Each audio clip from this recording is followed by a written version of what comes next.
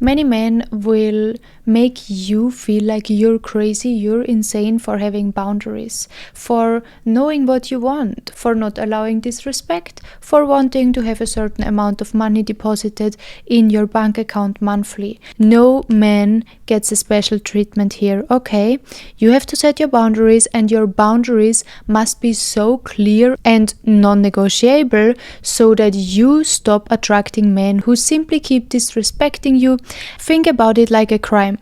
If he is going to commit a crime and he's sitting in the court in front of the judge will look at the facts, what has happened, which crime he has committed, and based on that, she will give a sentence. Now, if the sentence based on the crime would be 25 years, the judge will not look at him and think, but he's actually a cute guy.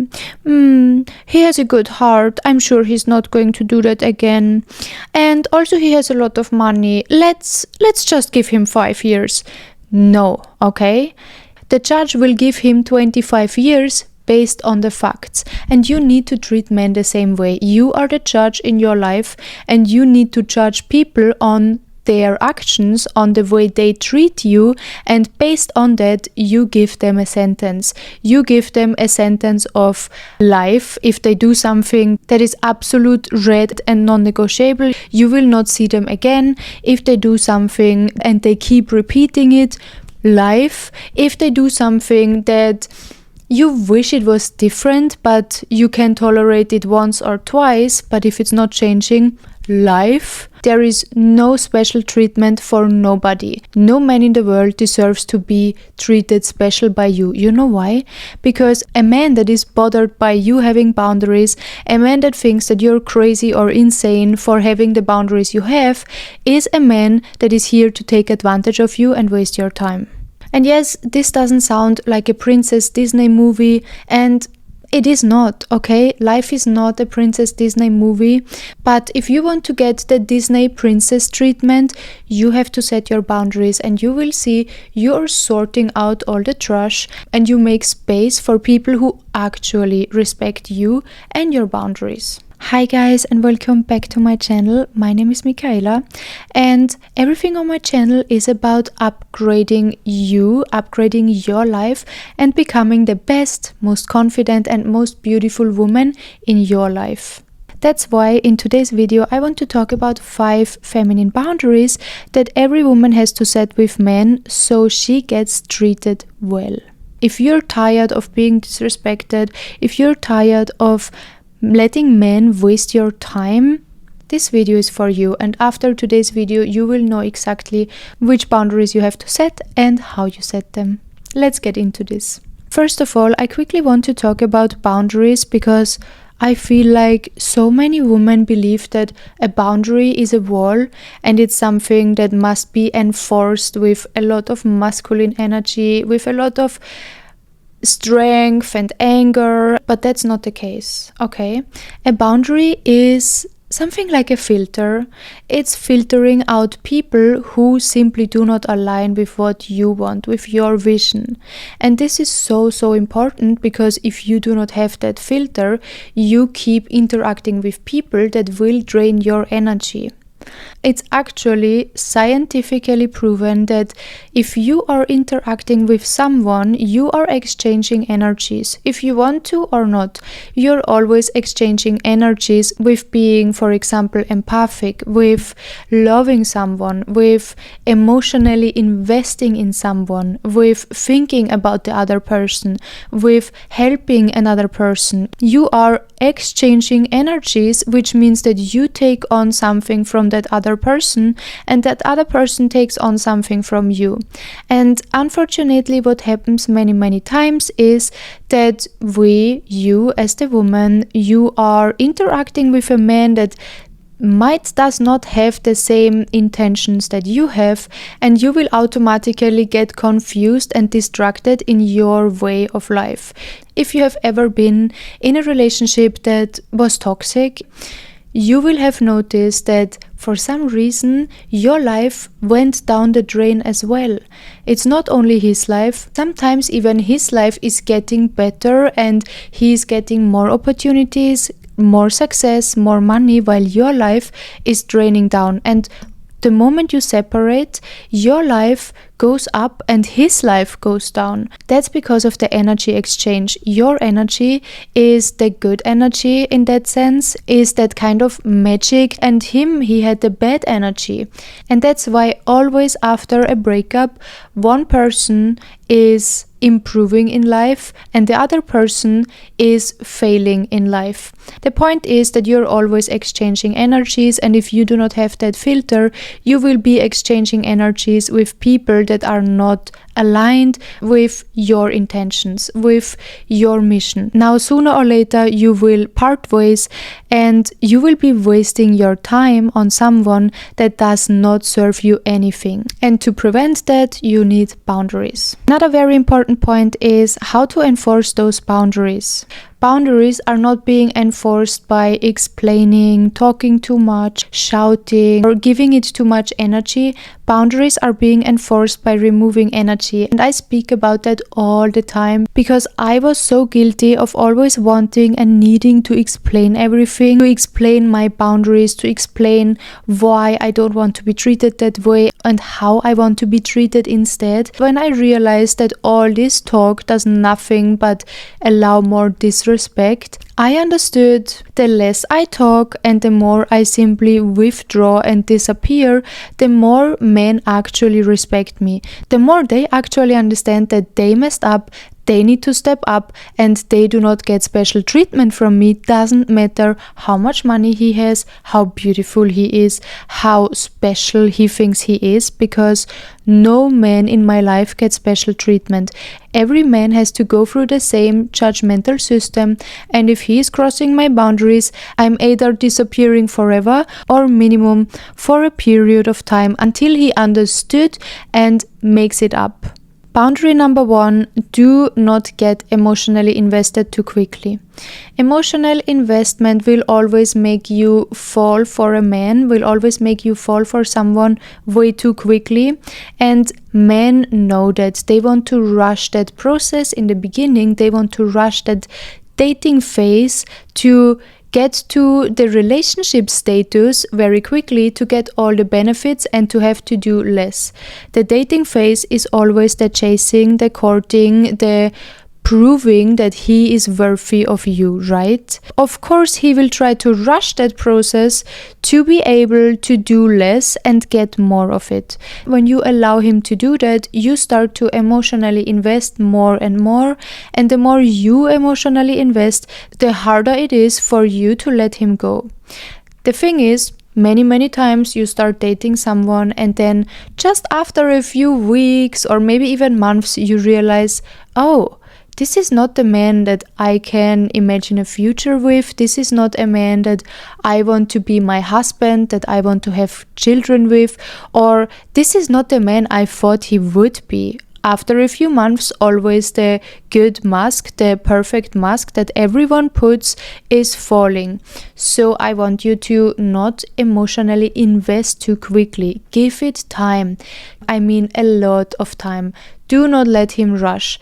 Every time he rushes, you slow down even more. Obviously, he is the one setting the pace, but you are the one who can slow it down by simply not giving so much access to your energy. The less access you give, the more he understands, I have to work more to get more of her attention, to get more of her energy. And as I always mention, the more he is investing in any way, financially, physically, in thinking about you, he's also investing more emotionally, and he will get attached to you very quickly, and he will not want to let you go that easily.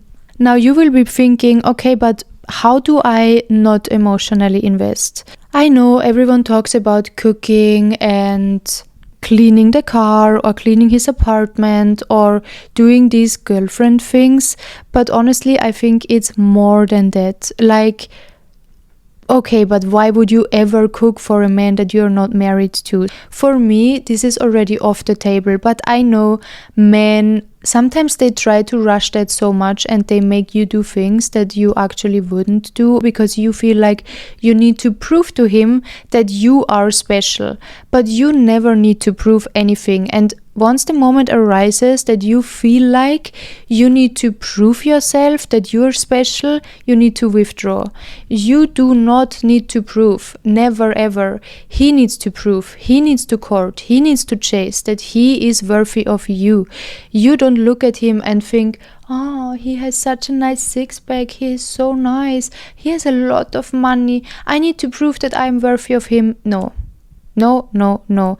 Once you do that, you already kind of lost the game, because you're showing him that you do not know your worth. You're not sure about yourself. That's why you need to prove. You need to prove yourself that you are worthy. Once he notices that, all his respect will be out of the window. He knows that he can take from you and take from you and take from you, and you will get emotionally invested more and more and more, that you won't let him go that easily. Number 2, take your time seriously.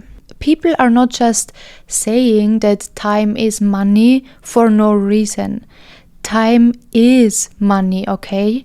And the more you value your time and you understand, hey, yeah, actually, time is money. I could have done so many more things than meeting with a man that is actually wasting my time, that actually doesn't even know how to treat me well. This includes not canceling your plans to meet a man and making him feel like you're so busy with your own life. I keep telling you in all of my other videos, get yourself busy, and even if you're not, pretend, okay? Pretend to be busy, pretend to have a life. Make it minimum seem like you are so invested with your own life, with your business, with your hobbies, with your friends. Never ever make him believe that your time is not really valuable and you are available anytime at all time and you would do everything for him. If you do that, he will not have any respect for you, and the whole chasing and courting will immediately stop. He will not be that interested in investing in you because he knows you're anyways available. Why should he do more when you're anyways available? Now, if he's texting you at 9 p.m., you're replying the next day, hi, I'm not replying to people after 8 p.m. unless it's an emergency. Or you're replying, hey, I was busy, I had a girls' evening. Or you're telling him, I was out camping, whatever. If you were not busy, make things up, okay? From my experiences, if I just pretend to be busy, it doesn't create that same distance, it doesn't have the same effect as when I am really busy. The thing is, when you're not really busy, you're actually thinking about him and you're actually maybe ignoring his message. It's an energy of desperation. Your head and your mind and your thoughts are still revolving around him, and he will feel that eventually. So please get busy, get alive, do something. Go outside, even if you don't have much money, go for a walk, do something, okay? Go outside, talk to strangers. Not to weird strangers, not to everyone, but talk to new people, go to the gym, do some dance classes, go to the park, do some work or get a project done, start drawing art, whatever. Please do me a favor and be busy with yourself. Be investing time, energy and effort in yourself, your looks, in your soul. Read a book, do something, but get busy and move your body. Now, number 3, set very clear and hard boundaries. I have already mentioned it earlier. You need to set very clear boundaries, even though you think, I don't want to be a mean girl, I don't want to be mean to him, I don't want to hurt his feelings. Stop these self-sabotaging thoughts, because you need to be having those clear and hard boundaries and enforce them. And I want you to think about a dog. For example, if you're not going to dog school and you're not teaching your dog how to behave well, he will not behave well, right? If he's always eating your socks, biting your shoes, chewing your Hermes slippers, and it never has any consequences for him, he will keep doing that because he thinks it's fine.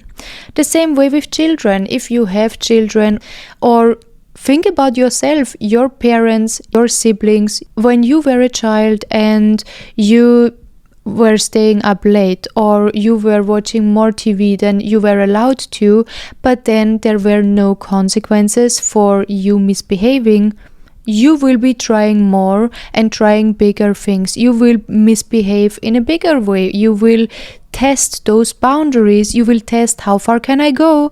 How much can I misbehave? And if it never has consequences, doesn't matter what you're doing, you're simply learning that it's okay to misbehave. And that same way it is with men. If you're never giving any consequences to him misbehaving, and misbehaving can be everything. If for you misbehaving is one wrong word, that's misbehaving, okay? There is no script, there is no Bible where it says this is misbehaving, this is not misbehaving. You set your own boundaries, you set your own Bible of what you want to allow and what you don't want to allow. Now, for example, for me, if a man is promising me something, doesn't matter what it is, if he's not following through, this is for me a misbehave, okay? If a man is not following through with actions on his words, he is misbehaving. It's for me crossing a line, crossing a boundary. And believe me, men are going to test it. Even if 5 times he was following through, that one time not following through, he's testing if he still needs to respect your boundary, if he still needs to follow through. If you are going to a shop and stealing chewing gum, just because you were in that same shop already before 5 times and paying for that chewing gum, you will get punished, you will get a penalty, you will get sentenced for that one time you stole the chewing gum, okay? Another example, if a man is inviting me to a date and then he asks me to come there, after I already told him, choose the place as long as you get me there and get me back home safe, and he still asks me to come there myself, this is crossing a boundary. This is him testing me if I actually mean what I say.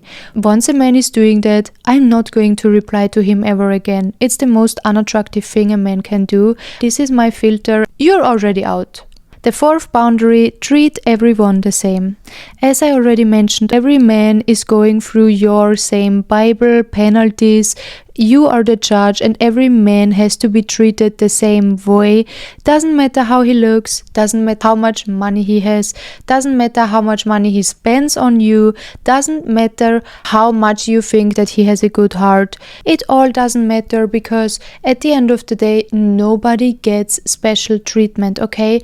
He is not special and you cannot give any man special treatment. Your boundaries are your boundaries, your non-negotiables are your non-negotiables, and they cannot be discussed, adjusted or modified depending on how cute the guy is, depending on how good his hair looks, depending on his nice body. With whatever you want to justify it, no man has the right to get special treatment. Keep repeating, a man that has a problem with your boundaries is a man that is taking advantage of you not having boundaries. And the last one, number 5. Do not revolve your life around a man, around any man. You need to revolve your life around yourself. And whenever you set your boundaries and you are actually disappearing, you are withdrawing energy, you are withdrawing attention, you will see that he is going to try to trick you into you giving your boundaries up, you forgiving him without him putting that much effort. Before he even got to reflect, think about what he has done and make amends to make it up to you. That's why when you have your own life going on, you're busy with your life, it's more easy for you to transmute your emotions. When you set a boundary, I do not want you to be angry, I do not want you to be harsh, I do not want you to be shouting, explaining, using all these words and all these expressions. I just want you to withdraw attention. You need to be indifferent. And even though you might feel all those emotions, you might feel rage, you might feel anger when he disrespects you, but you need to be indifferent. And here now it's so important that you know what to do to transmute your emotions. If you're just sitting there watching TV, YouTube, not doing anything, not moving your body where you can transmute those emotions, then you will end up talking to him. You will end up giving in. You will end up making him feel like he's so important that even though he made mistakes, even though he was misbehaving, you're still forgiving, you're still there. There are no real consequences for him. As soon as he reaches out to you and says, hey, I'm sorry, you will just give in and you will say, yeah, okay, it's fine. You need him to put in effort. If he does something, or worst case, he disappears for a while, or he breaks up with you, the coming back in with you, the coming back together with you, the coming back to your energy is expensive, okay? It's not just a sorry, it's not gonna happen again. It needs to be consistent, a real sorry, I did wrong and I want to make amends, and this and this and this is the plan, so this will not keep happening. So I will not keep disrespecting you. I will not keep doing things that will hurt you. And that's so important, because men, they know the games, okay? They know how to make you crumble in a sense. They know how to make you give up your own boundaries. If you like animals, he will use animals. It's his dog or his cats or his mouse, his hamster, whatever suddenly got super ill. Some emergency will come up for him and he will trick you with that emergency to give up your boundary, give up that distance that you're creating, that punishment, that consequences, so you're giving it up and you are getting back with him to give him the attention. If this doesn't work for him, he will try to actually talk to you face to face. He will keep calling you many times. He will maybe even check out the places where you usually go, so you are seeing him face to face, and he knows when you're face to face, you will crack. You will not keep that hard shell, because he knows you like him, you love him. And I tell you, if you know you're going to see him, be prepared. You must be mean. You must be holding your boundaries. Do not get confused. Do not get tricked into giving that energy again.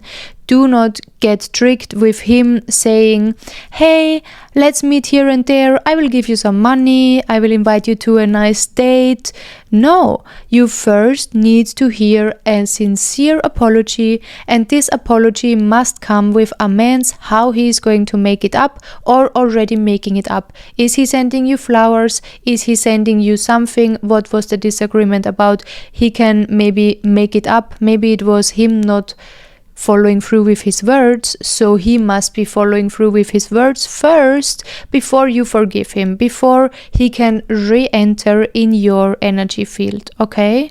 It's so difficult to withstand that urge to forgive, to text him again. We're women, right? We have emotions, we're nurturing, we're caring. We do not want to lose connections, which is a beautiful trait we women have, but it's also sometimes, if it's not used with care and attention, a bit of a curse, and make it very difficult to find a man that actually loves and respects us and treats us well.